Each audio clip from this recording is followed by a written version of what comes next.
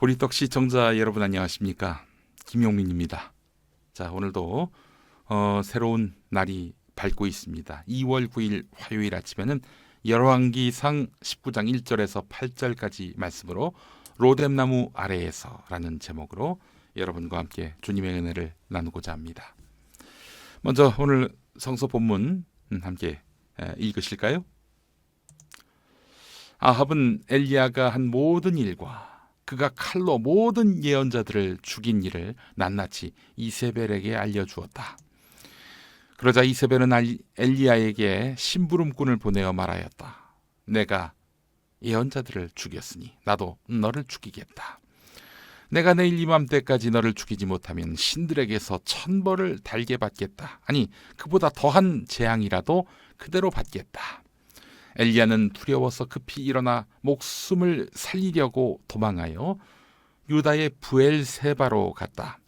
그곳에 자기 시종을 남겨두고 자신은 홀로 광야로 들어가서 하룻길을 더 걸어 어떤 로뎀나무 아래로 가서 거기에 앉아서 죽기를 간청하며 기도하였다. 주님, 이제는 더 바랄 것이 없습니다. 나의 목숨을 거두어 주십시오. 나는 내 조상보다 조금도 나을 것이 없습니다. 그런 다음에 그는 로뎀나무 아래에 누워서 잠이 들었는데 그때 한 천사가 일어나서 먹으라고 하면서 그를 깨웠다. 엘리야가 깨어보니 그의 머리맡에는 뜨겁게 달군 돌에다가 구워낸 과자와 물 한 병이 놓여 있었다. 그는 먹고 마신 뒤에 다시 잠이 들었다. 주님의 천사가 두 번째 와서 그를 깨우면서 말하였다. 일어나서 먹어라. 갈 길이 아직도 많이 남았다.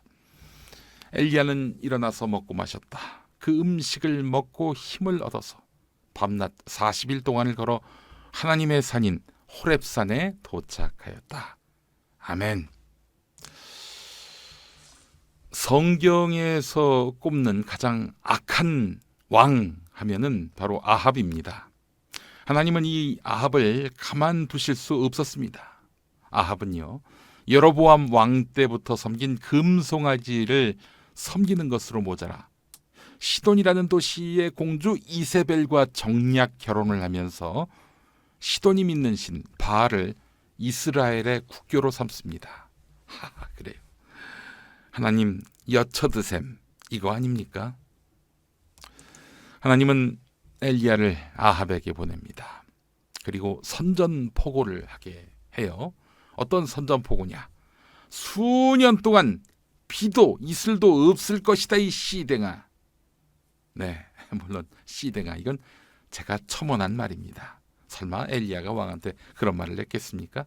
그러나 씨댕이라는 말을 굳이 안 했어도 이미 물 한 방울 수년 동안 없을 것이다 이런 말을 했잖아요. 이 자체가 엄청난 도발이었습니다.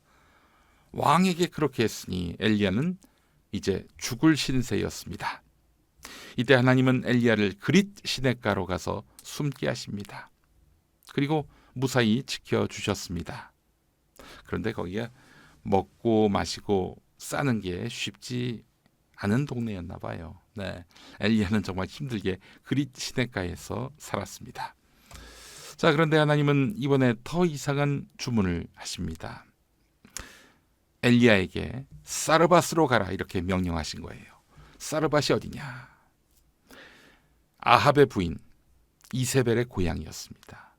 시돈이라고 말씀드렸죠. 이 시돈에 사르밧이 있었어요. 근데 말이죠. 온 공권력이 지금 엘리야를 잡으려고 하는 상황인데 하나님은 지금 아합 왕 아내의 고향으로 가라고 하는 거예요. 정말 위험하죠. 그것도 위험하지만 가는 길이 대략 160km 정도였습니다. 서울에서 대전 정도 거리인데 이 거리를 공권력의 추적을 따돌리면서 간다? 이건 정말 난꽂습니다. 가는 길에 잡힐 수도 있었거든요. 천신만고 끝에 엘리야는 사르밧에 도착합니다. 이런 와중에 성문에서 과부를 만나요. 목마르고 배고팠던 엘리야는 과부에게 물과 떡을 달라고 합니다. 근데 과부가 뭐라고 합니까? 근데 먹을 마지막 한 끼밖에 없습니다. 어떻게 당신께 그걸 드립니까? 이렇게 말을 해요. 상대를 잘못 골랐습니다. 과부는 당시 최 빈민층이었습니다. 최하층민이었습니다. 가장 가난했던 사람, 가장 약했던 사람이었습니다. 그래서 구약 성경 내내 과부와 고아를 돌보라고 하나님이 당부하시잖아요. 얼마나 불쌍했으면. 근데 그 과부한테 가서 먹을 걸 달라 이러고 있어요. 엘리야는 자기만큼 불쌍한 과부를 위해서 이제 너의 집에 밀가루와 기름이 떨어지지 않을 것이다 이렇게 선언합니다. 실제로 밀가루와 기름은 떨어지지 않았습니다. 그걸로 이제 끝나지 않았습니다. 과부의 아들이 죽었는데요. 이 과부의 아들을 살립니다. 다 하나님 덕으로 했던 일입니다. 다 엘리야를 위해서 하나님이 하신 일이었습니다. 때는 이스라엘의 기근이 든 시기였습니다. 이미 엘리야가 하나님의 말씀을 받들어서 아합에게 경고했지 않습니까? 수년 동안 비는 물론이고 이슬도 구경 못할 것이다. 아합 왕은 그 뒤로 물 나오는 구멍을 찾으러 다녔습니다. 물 나오는 구멍을 찾으러 다녔어요. 하도 비가 안 내리니까. 이슬도 없으니까. 자, 이런 와중에 짜잔! 엘리야를 만납니다. 엘리야와 마주칩니다. 엘리야 이제 가평잣이 됐습니다. 가평잣 됐어요. 네. 이제 죽을 일만 남은 겁니다. 엘리야는. 그런데 엘리야, 어디서 그런 객기가 생겼을까요? 배틀을 제안합니다. 배틀을 아합한테. 바알 선지자 450명, 아세라 선지자 400명을 갈멜산에 모으라 이렇게 말합니다. 바알 플러스 아세라 우상 선지자 850명 대 하나님을 믿는 엘리야 1명. 이 양측 사이에 이제 어떤 신이 진짜 신인가 시합이 벌어집니다. 엘리야는 손모가지 정도가 아니라 자기 목을 걸었습니다. 승부는 어떻게 갈리느냐? 하늘에서 불이 내려오는 쪽이 이기는 걸로 했습니다. 자, 그래서 바알과 아세라 우상 선지자들이 먼저 이제 신을 부릅니다. 이때 진짜 불이 내려오면은 엘리야의 순서가 올 것을 기다릴 것도 없이 바로 엘리야의 목은 날아갑니다. 자, 근데 바알과 아세라 우상 선지자들 열심히 기도했는데 감감무소식이에요. 자, 이제 엘리야 차례가 됐습니다. 엘리야가 열심히 기도합니다. 하나님이 강력하게 응답하셨습니다. 불벼락이 내린 거죠. 이렇게 해서 엘리야는 850대 1의 싸움에서 이겼습니다. 아합이 멘붕이 왔지요. 근데 잽싸게 몸을 숨겼습니다. 엘리야가요. 자,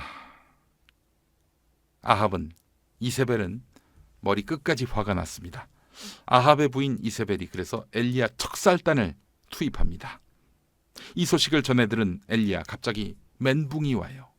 여행이 3번의 기적으로 면을 세우고 목숨을 부지했지만 이번에는 어렵다. 이번에는 나 잡혀서 죽게 될 것이다. 이러면서 끝모를 영적 침체 상태로 빠지게 됩니다. 그리고 모든 것을 체념하듯 로뎀나무 아래에서 하나님께 이렇게 기도합니다. 주님, 이제 제 생명을 거두시죠. 더 이상 제가 어떻게 저들을 상대해서 이길 정말 자신감이 없습니다. 제 생명을 거두소서. 이렇게 기도합니다. 자, 그런데 하나님은 어떻게 나오십니까? 천사를 보내서 이 엘리야에게 일어날 현실적인 힘, 먹을 것과 일어날 기력을 주십니다. 이렇게 세우셨습니다.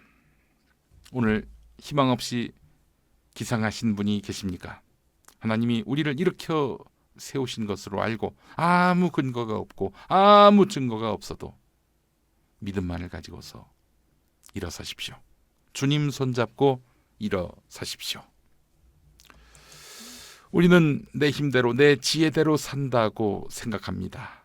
그래서 때론 살아갈 의욕을 잃고 겁을 먹고 끝내 어디론가 숨습니다. 그러나 그렇지 않습니다. 잘 생각해 보세요. 하나님은 우리의 삶을 지켜주시고 인도하고 계십니다. 인생의 절벽에 서 있다고 생각되지만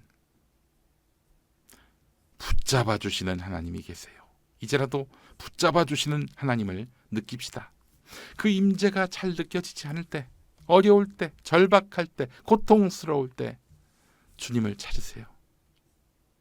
그러면 여전히 고장 안 난 채로, 배터리가 방전되지 않은 채로 내 곁에서 우리를 지켜봐 주시는, 그리고 선한 길로 이끄시는 하나님이 계심을 느끼실 수가 있을 것입니다. 네, 이 찬양 가사로 여러분에게 주님의 은혜를 나누고자 하는데요. 다들 아실 거예요. 이 찬양. 주께 가오니 날 새롭게 하시고 주의 은혜를 부어주소서. 내 안에 발견한 나의 연약함 모두 벗어지리라. 주의 사랑으로. 주 사랑 나를 붙드시고 주 곁에 날 이끄소서. 독수리 날개쳐 올라가듯 나 주님과 함께 일어나 걸으리. 주의 사랑 안에. 네, 주의 사랑 안에 사시는 여러분 되시기를 바라겠습니다. 함께 기도하시겠습니다. 하나님, 주의 은혜 안에 내가 살고 있음을 깨닫습니다. 오늘 몸도 마음도 연약하나 새 힘받아 사는 제 자신을 느끼게 하여 주옵소서. 살아서 곁에 계시는 예수님 이름으로 기도합니다. 아멘.